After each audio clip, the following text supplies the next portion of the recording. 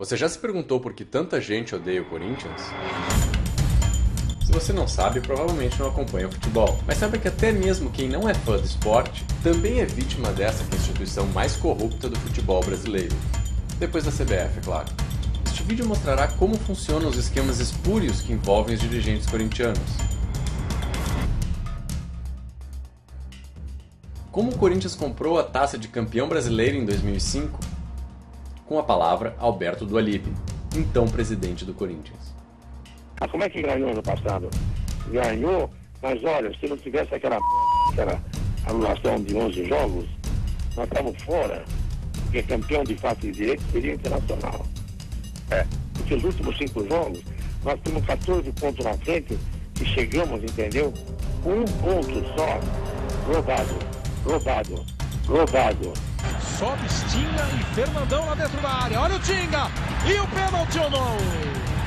E aí, Arnaldo? Ele não vai dar um pênalti, vai dar uma bronca no Tinga, vai expulsar o Tinga. Olha só o Fábio entrando lá no alto. Acerta o Tinga, pênalti.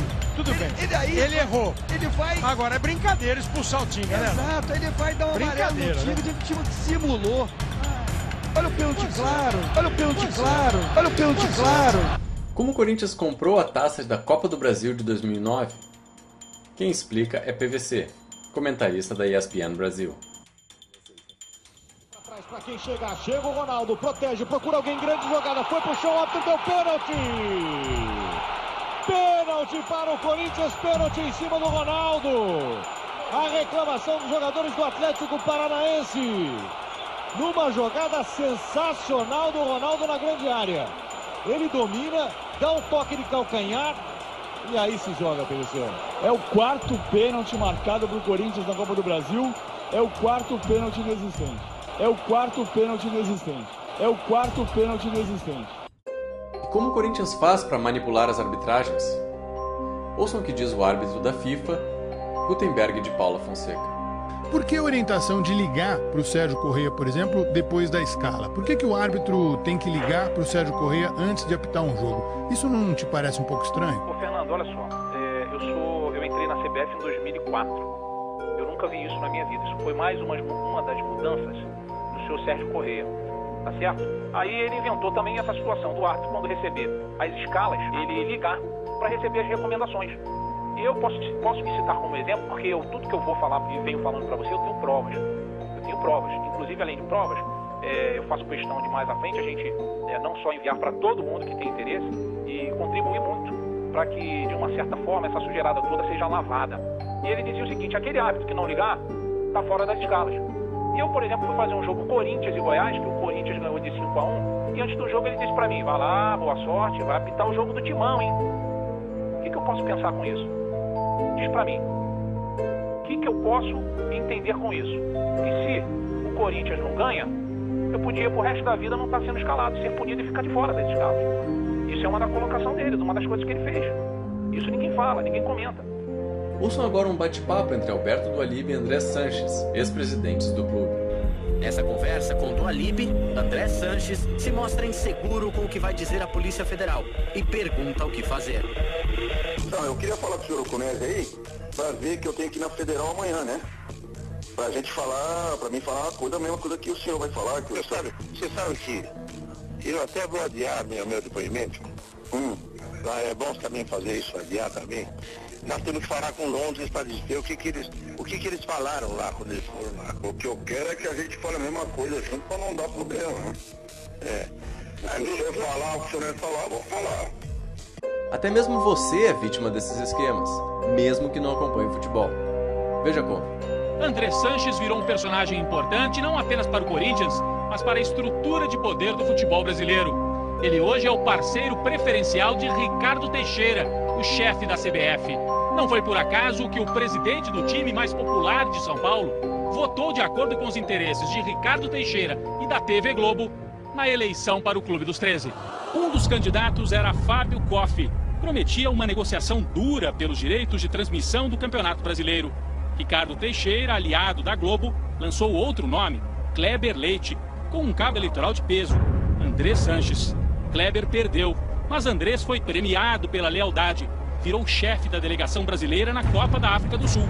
Em 2011, devolveu a gentileza, rompeu com o Clube dos 13 e anunciou que negociaria diretamente com a Globo os direitos do Brasileirão. Em maio, no encontro com dirigentes, nem fez cerimônia. Sou amigo do Ricardo Teixeira mesmo, sou amigo da Globo mesmo, apesar de ser gangster, sou amigo de não sei de quem. Eu não tenho problema não. Agora, eu vejo meu clube. A declaração pegou mal com os parceiros que foram tão generosos com o Corinthians, a ponto de oferecer ao clube a chance de realizar um velho sonho. Até 2 anos atrás, ninguém tinha dúvidas. Esse aqui seria o Estádio Paulista na Copa do Mundo de 2014. O São Paulo, dono do Morumbi, fez um primeiro projeto e, depois de receber várias instruções da FIFA, preparou um segundo desenho que previa até a cobertura do estádio. O custo total da reforma, 256 milhões de reais. O anúncio de que o Morumbi seria a sede da Copa virou foto na parede. Além de Lula, o próprio André Sanches estava em campo no dia em que o estádio do São Paulo recebeu a chancela oficial. Isso foi em 2009. No ano seguinte, tudo mudou. O motivo? O São Paulo apoiou Fábio Koff para o Clube dos 13, irritando Ricardo Teixeira. A partir de então, o estádio do Tricolor passou a ser bombardeado pela CBF. O Comitê Brasileiro fez novas exigências, que dobraria o custo da reforma. O São Paulo não aceitou e o Morumbi ficou fora da Copa. O Morumbi não ficou fora da Copa por nenhuma questão técnica de reforma. O Morumbi ficou fora da Copa por uma decisão política do presidente da CBF, que também é o presidente do comitê organizador local. No lugar do Morumbi, entrou André Sanches, com o projeto da Arena do Timão. O custo, R$1 bilhão, 4 vezes a reforma do Morumbi. Porque a construção de novos estádios envolve valores maiores do que a reforma de um estádio já existente. A obra do novo estádio precisa de 420 milhões de dinheiro público, que viriam de incentivos fiscais da prefeitura, e mais 400 milhões de empréstimo do BNDES, também dinheiro público. Veja só o que o prefeito Gilberto Kassab disse em junho do ano passado. Ficaremos muito felizes se pudermos fazer a abertura da Copa aqui na cidade de São Paulo, mas jamais à custa de investimentos de recursos públicos num projeto que não é a prioridade para a Prefeitura de São Paulo. Agora mudou de ideia. Em novembro, a Caixa Econômica Federal, um banco 100% estatal, decidiu patrocinar o Corinthians com 31 milhões de reais. Por que justo uma estatal achou válido tal investimento? Será que os departamentos de marketing das grandes empresas já notaram a imagem negativa do Corinthians? Seria uma grande coincidência que justo com dinheiro público fosse realizado o maior patrocínio esportivo do país?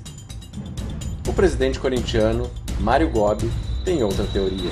Deus é Pai, Ele nos abençoou mais uma vez.